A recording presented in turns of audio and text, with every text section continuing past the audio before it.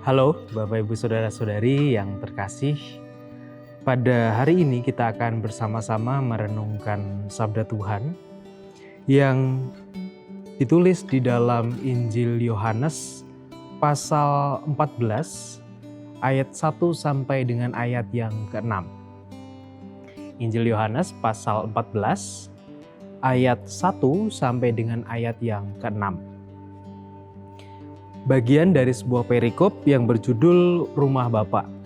Demikian sabda Tuhan.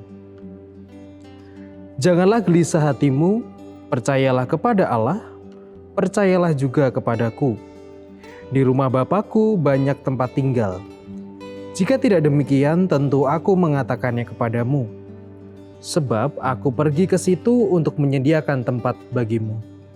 Dan apabila aku telah pergi ke situ dan telah menyediakan tempat bagimu, aku akan datang kembali dan membawa kamu ke tempatku, supaya di tempat di mana aku berada, kamu pun berada. Dan kemana aku pergi, kamu juga jalan ke situ. Kata Thomas kepadanya, Tuhan, kami tidak tahu kemana engkau pergi. Jadi bagaimanakah kami tahu jalan ke situ? Kata Yesus kepadanya, Akulah jalan dan kebenaran dan hidup. Tidak ada seorang pun yang datang kepada Bapa kalau tidak melalui aku.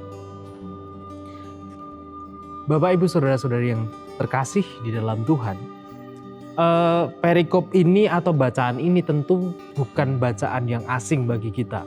Atau bahkan bacaan ini menjadi salah satu bacaan favorit dari setiap kita mungkin, atau dari beberapa orang di antara kita. Terutama kalau kita membaca ayat yang ke-6, yaitu yang sering jadi ayat emas atau jadi nats, yang jadi ayat hafalan begitu. Akulah jalan dan kebenaran dan hidup. Tidak ada seorang pun yang datang kepada Bapa kalau tidak melalui aku. Teks ini seringkali kita kita pahami, kita artikan sebagai sebuah keyakinan bahwa kalau kita percaya kepada Kristus, kita pasti akan sampai kepada Bapa. Karena Kristus menyediakan dirinya sebagai jalan untuk sampai kepada Bapa. Tetapi kalau kita mau melihat teks ini lebih jauh, nampaknya teks ini bukan hanya sekedar berbicara tentang percaya atau tidak percaya, percaya kepada Kristus atau tidak percaya kepada Kristus. Tetapi yang menarik adalah ketika Yesus mengatakan, Akulah jalan.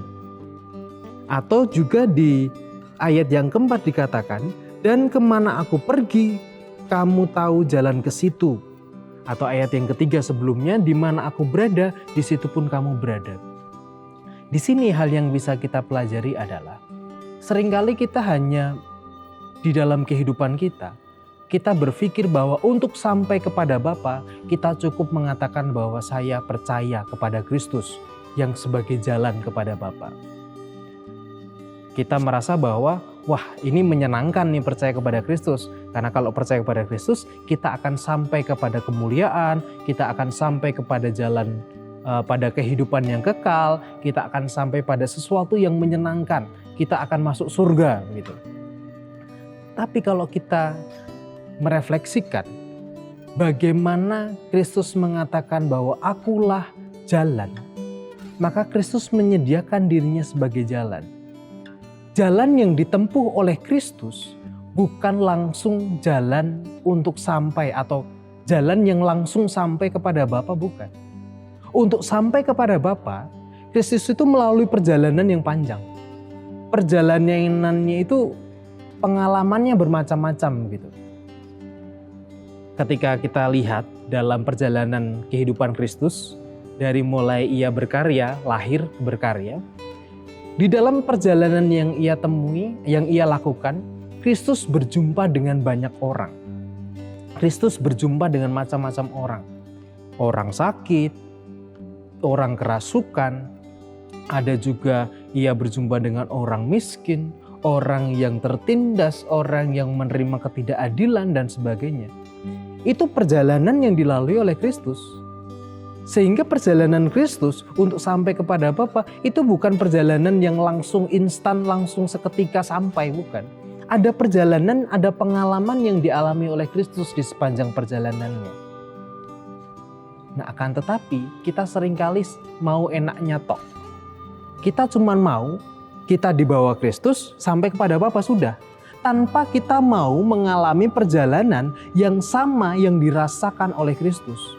Perjalanan berjumpa dengan orang-orang yang katakanlah orang-orang miskin, orang-orang yang kelaparan, orang-orang yang sakit, orang-orang yang kehilangan pekerjaan. Kita nggak mau melalui itu. Kita cuma mau pokoknya kalau saya percaya pada Kristus, saya seketika itu juga sampai kepada Bapa. Padahal ada perjalanan yang harus dilalui. Dan demikian juga perjalanan yang dilalui oleh Kristus. Nah, kalau kita berjalan begitu kan, kalau ada jalanan yang naik atau menanjak, maka kita akan ikut menanjak. Kalau jalanannya turun, kita akan ikut turun. Demikian juga kalau jalanannya mau belok kanan, kita akan berjalan belok kanan. Kalau perjalanannya belok kiri, kita akan belok kiri begitu. Artinya kita akan ikut, kita akan berjalan kemana jalan itu membawa kita kan gitu.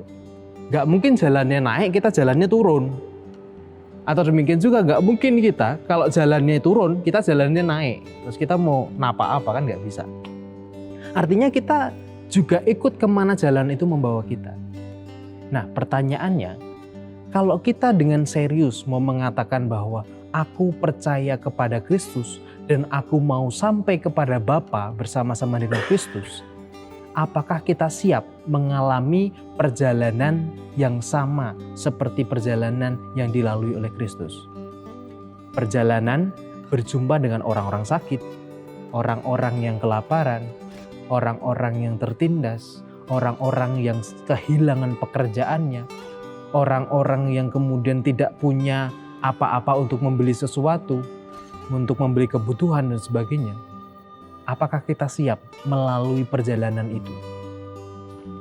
Kalau kita serius mau mengatakan atau mau mengamini bahwa perkataan Kristus yang mengatakan akulah jalan dan kebenaran dan hidup, maka kita harus menyiapkan diri kita. Kita harus mau ikut berjalan di jalan yang dilalui oleh Kristus. Kita nggak bisa jalan seenak kita.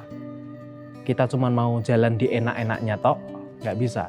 Karena perjalanan Kristus itu perjalanan yang utuh. Berjumpa dengan banyak orang, berjumpa dengan macam-macam orang. Siapkah kita untuk melakukan perjalanan itu? Siapkah kita untuk menempuh perjalanan bersama Kristus? Dan siapkah kita berjumpa dengan orang-orang yang juga dijumpai oleh Kristus? Selamat berefleksi, selamat beraktivitas, Tuhan memberkati. Amin.